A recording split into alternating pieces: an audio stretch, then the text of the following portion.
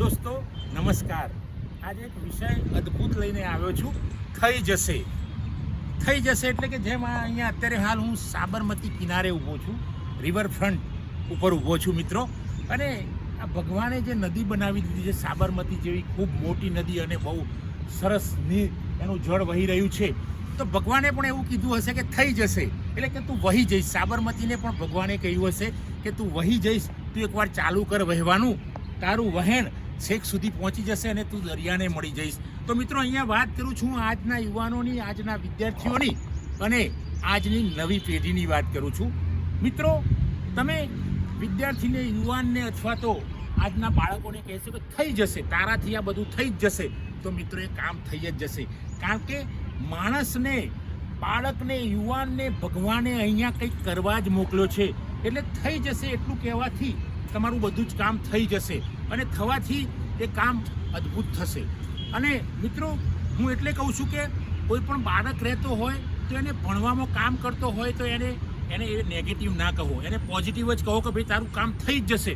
અને થઈ જશે એટલે બાળક આનંદમાં આવી જશે અને આનંદમાં આવવાથી એનું મનોબળ મજબૂત થઈ જશે. જ્યારે માણસ આનંદમાં આવી જાય છે ત્યારે એનું મનોબળ મજબૂત થઈ જાય છે, એની શારીરિક શક્તિ પણ વધી જાય છે.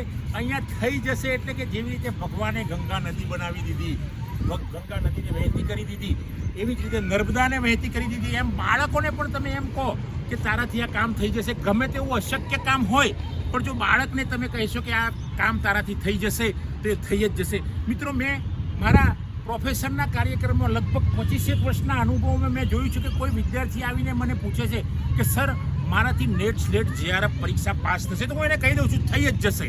આ થઈ જશે એટલું સાંભળીને વિદ્યાર્થી, મારો વિદ્યાર્થી હોય કે બીજો કોઈ વિદ્યાર્થી હોય મારી જોડે માર્ગદર્શન માટે આવ્યો હોય તો એ વિદ્યાર્થી વાંચવામાં લાગી જાય છે.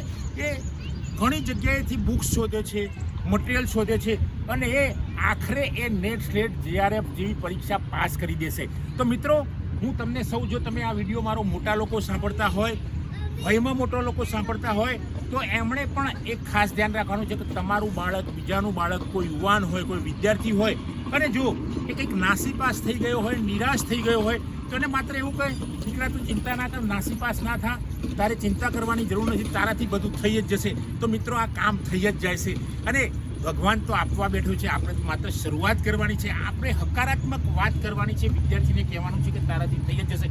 આવા કેટલાય મિત્રો મારા આટલા 25 વર્ષના પ્રોફેસરના અનુભવમાં મેં જોયું છે કે જે વિદ્યાર્થીને મેં હકારાત્મક રીતે હસીને કહ્યું છે કે દીકરા તારાથી થઈ જશે, દીકરી તારાથી આ કામ થઈ જ જશે, તો એ થઈ જ જાય છે. મારા એવા કેટલાય વિદ્યાર્થીઓ છે કે જે ખૂબ સારી જગ્યાએ પ્રોફેસર તરીકે કામ કરે છે, પ્રોફેશનલ તરીકે કામ કરે છે, ગવર્મેન્ટમાં તો સ્ટેટ ગવર્મેન્ટમાં કામ કરે છે, સેન્ટ્રલ ગવર્મેન્ટમાં કામ કરે છે. ઘણા મારા વિદ્યાર્થીઓ ડૉક્ટર બની ગયા છે.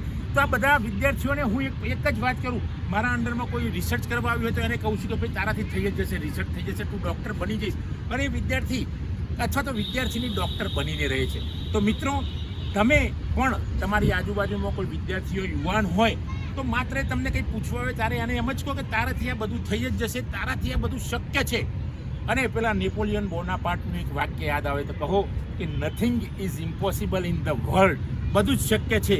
ભલે બધું શક્ય ના હોય છતાં પણ તમારા શબ્દો કહેવાથી, જો 2 શબ્દથી કોઈ બાળક, વિદ્યાર્થી, યુવાન કંઈક કરી શકતો હોય, એના જીવનમાં કંઈક આગળ જઈ શકતો હોય, એના ક્ષેત્રમાં આગળ જઈ શકતો હોય અથવા તો કોઈ નવું ક્ષેત્ર એને મેળવ્યું હોય અને એમાંથી આગળ જઈ શકતો હોય અને તમે માત્ર આ 2 શબ્દો બોલો થઈ જશે, અને થઈ જશે એટલે થઈ જ જાય છે. મિત્રો મારા એક મિત્ર છે વિનોદ નાયક, પ્રોફેસર વિનોદ નાયક. વિનોદ નાયક ખૂબ પોઝિટિવ માણસ છે. એમની પાસે કોઈ વિદ્યાર્થી જાય કે સર મારે આ કોર્સ કરવો છે, મારે આ ભણવું છે, મારી જોડે પૈસા નથી, તો વિનોદ નાયક એવું કહે બેટા ચિંતા ના કર, તારાથી થઈ જ જશે, અને જરૂર હશે તો હું તને પૈસા આપીશ, તો ચિંતા ના કર. બસ આટલું વિદ્યાર્થી સાંભળે છે અને આનંદમાં આવી જાય છે. પેલા પ્રોફેસર વિનોદ નાયકની વાત સાંભળીને વિદ્યાર્થી ખૂબ ખુશ થઈ જાય છે અને પછી એ ભણવાનું શરૂ કરે છે. તો આ પ્રોફેસર વિનોદ નાયક તો માત્ર 2 શબ્દો જ કહે છે કે તારાથી બધું થઈ જશે, તારાથી થઈ જશે. તો જો આવા મિત્રો સમાજની અંદર આવા જ બધા જ જો પ્રોફેસર વિનોદ નાયક જેવા હોય તો આજનો યુવાન, આજનો વિદ્યાર્થી, આજની વિદ્યાર્થીની અથવા તો વિદ્યાર્થી ક્યાંય પાછો નહીં પડે. માત્ર આપણે તો 2 શબ્દો કહેવાના છે, થઈ જ જશે. આવા જ એક માણસ જે નજીકથી હું ઓળખું છું એવા દિનકરભાઈ કાનડિયા, જે મારા મોટા ભાઈ છે. દિનકરભાઈ કાનડિયામાં પણ મનોબળ એટલું પાવરફુલ છે કે એમની જોડે કોઈ એડવાઇસ લેવા જાય, યોગના ટીચર પણ છે, યોગનું પણ કરાવે છે, બિઝનેસ કરે છે, મોટા બિઝનેસમેન પણ કહી શકાય એમને. તો આમની પાસે કોઈ જાય અને કે ભાઈ મને પેટમાં દર્દ છે પણ ઘણા સમયથી મળતું નથી, મટી જ જશે એવું કહેશે. મારા મોટાભાઈ દિનકરભાઈ છે, સામેવાળાને કહેશે મટી જ જશે. એમની જોડે કોઈ ભણવાનું માર્ગદર્શન લેવા જાય, એમણે પણ જીપીએસસીની એક્ઝામ આપેલી છે, તો એમની જોડે કોઈ માર્ગદર્શન લેવા જાય તો એ કહે છે કે થઈ જ જશે તારાથી. આ થઈ જશે બે શબ્દો બોલવાથી પેલો વિદ્યાર્થી, યુવાન અથવા તો બીમાર માણસ, કારણ કે એ પોતે યોગાચાર્ય છે દિનકરભાઈ, તો યોગાચાર્ય તરીકે જ્યારે એડવાઇસ કરે છે ને કહે છે કે મટી જ જશે, તો આ મટી જ જાય છે. એને પેલો ભણવાવાળો વિદ્યાર્થી એમની જોડે માર્ગદર્શન લેવા આવ્યો અને કહે છે કે તું આગળ નીકળી જ જઈશ, તારાથી બધું થઈ જ જશે, તો થઈ જ જાય છે. આવા તો કેટલાય લોકોને દિનકરભાઈએ સારવાર આપીને, યોગની રીતે સારવાર આપીને રોગમાંથી મુક્ત કર્યા છે. યોગ એ રોગ મટાડવાનું મોટું કામ કરે છે. તો મિત્રો થઈ જશે જો તમે વિદ્યાર્થીને, યુવાનને ઉધીને. હું તો મારી પાસે કોઈ પણ વિદ્યાર્થી આવે છે નિરાશ થઈને આવ્યો હોય, નાસીપાસ થઈ ગયો, કોઈ ડિપ્રેશનમાં હોય, તો હું એને કહું છું કે ભાઈ તારાથી થઈ જ જશે. મારી જોડે ઘણા વિદ્યાર્થીઓ, હું લાઇબ્રેરી સાયન્સમાં પ્રોફેસર છું, છતાંય બીજા ફિલ્ડના છોકરાઓ મારી જોડે માર્ગદર્શન માટે આવે છે અને કહે છે કે સર હું લાઇબ્રેરી સાયન્સમાં આવું તો મને નોકરી મળી જશે? તો હું એને કહું છું મળી જ જશે. અને મિત્રો મેં જેને કીધું છે, હું કંઈ ભગવાન છું ને હું કંઈ મારા અહમથી કહું છું કે થઈ જશે એવું નહીં, પણ એક પોઝિટિવિટીથી હું કહું છું કે ભાઈ તને નોકરી મળી જ જશે. તો મારા ઘણા એવા કેટલાય વિદ્યાર્થીઓ મારી જોડે આવ્યા છે લાઇબ્રેરી સાયન્સ કરવા અને એને નોકરી મળી જ ગઈ છે. હમણાંની જ એક વાત કરું, મોટા કોટડા ઈડર તાલુકાનો એક કૃણાલ સુથાર નામનો વિદ્યાર્થી 7-8 વર્ષ પહેલાં મારી જોડે આવેલા પપ્પાને લઈને અને કહે છે કે સાહેબ મારે કંઈ ભણવાનું આગળ હવે સૂચતું નથી, અથવા તો મારી કારકિર્દી વિશે શું કરવું, તો તમે માર્ગદર્શન આપો. તો મેં એને કહેલું કે તું લાઇબ્રેરી સાયન્સ જોઈન કરી દે. કૃણાલ સુથારે લાઇબ્રેરી સાયન્સ જોઈન કર્યું. જેવું લાઇબ્રેરી સાયન્સ પાસ કર્યું એના પછી તરત જ એક સારી યુનિવર્સિટીમાં એને લાઇબ્રેરિયન તરીકે જોબ મળી ગઈ. પરંતુ આ યુનિવર્સિટી સેલ્ફ ફાઇનાન્સ હતી એટલે એને મહેનત છોડીને એને ચાલુમાં પીએચડી કર્યું, ચાલુ નોકરીએ પીએચડી કર્યું કૃણાલ સુથારે. અને કોર્ટની ઘણી જગ્યાઓ લાઇબ્રેરિયનની પરી, ગ્રંથપાલની, એમાં એને ફાઇટ કરી, જબરજસ્ત મહેનત કરી અને પરીક્ષા ક્રેક કરી અને તાત્કાલિક સેશન કોર્ટ અથવા તો સેશન કોર્ટ રિલેટેડ જે ઉપરની કોર્ટ હોય છે, હાઈ કોર્ટમાં એને જોબ મળી ગઈ. તો મિત્રો આ થઈ જશે શબ્દ, ત્યારે મેં કૃણાલ સુથારને, ડૉક્ટર કૃણાલ સુથારને, મોટા કોટડાનો વતની છે, એને એમ જ કહેલું કે તારાથી થઈ જશે. અને કૃણાલે ધગશથી એ તરફ વળતો ગયો, એ તરફ અભ્યાસ કરતો ગયો અને એને પીએચડી કર્યું ચાલુ નોકરીએ. એને પરિવારને પણ સંભાળ્યું, પરિવારનું પણ પોષણ કર્યું અને કૃણાલ આગળ નીકળી ગયો. તો મિત્રો મારી આપ સૌને વિનંતી છે કે જો આપ વિદ્યાર્થી હોય તો પોતાની જાતને કહો થઈ જ જશે. જો તમે કોઈ ઉંમરમાં મોટા હોય તો નાના બાળકોને, વિદ્યાર્થીઓને, યુવાનોને કહો કે તારાથી થઈ જ જશે.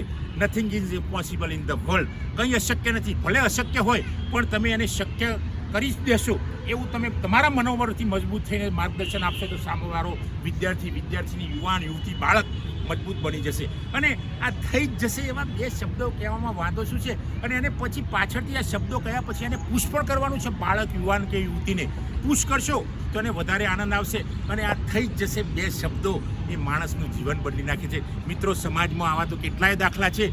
મારા ત્યાં એક દિવ્યકાંત સુતરિયા નામનો વિદ્યાર્થી આવેલો, એ એન્જિનિયરિંગ કરીને આવેલો અને એ નાસીપાસ થઈ ગયેલો અને પણ મને કીધું કે સર મારે લાઇબ્રેરી સાયન્સ કરવું છે, હું એન્જિનિયર કર્યું છે મેટ્રોલોજીમાં, તો મને જોબ મળશે આમાં? મેં કીધું તું એકવાર શરૂઆત કર, જોબ મળી જ જશે. મિત્રો એને પણ સખત મહેનત કરી, JRF પાસ કરી દીધી, નેટ JRF પાસ કરી દીધી અને તાત્કાલિક એને જોબ તો મળી ગઈ, પણ એનાથી એને સંતોષ નહોતો. એને સેન્ટ્રલ ગવર્મેન્ટની મહેનત કરી અને એક્ઝામ ક્રેક કરી ગયો. મિત્રો આજે દિવ્યકાંત સેન્ટ્રલ ગવર્મેન્ટમાં સારી જગ્યાએ જોબ કરે છે, સારી કરે છે, કે જે એને એન્જિનિયરિંગ કરેલું એમાં એ નાસીપાસ થઈ ગયેલો અને આજે ખૂબ આનંદથી ફરે છે. એટલે મિત્રો માત્ર મેં દિવ્યકાંતને બે શબ્દો કહેલા, થઈ જ જશે. તો તમે પણ મિત્રો થઈ જ જશે, કંઈ પણ કામ થઈ જ જશે એવું કહો અને વિદ્યાર્થી, યુવાન, યુવતી, બાળકોને પ્રોત્સાહન આપો. મિત્રો આજે આટલું જ. જો મારો વિડીયો પસંદ આવ્યો હોય લાઈક કરો, શેર કરો, કોમેન્ટ કરો. જય હિન્દ, જય ભારત.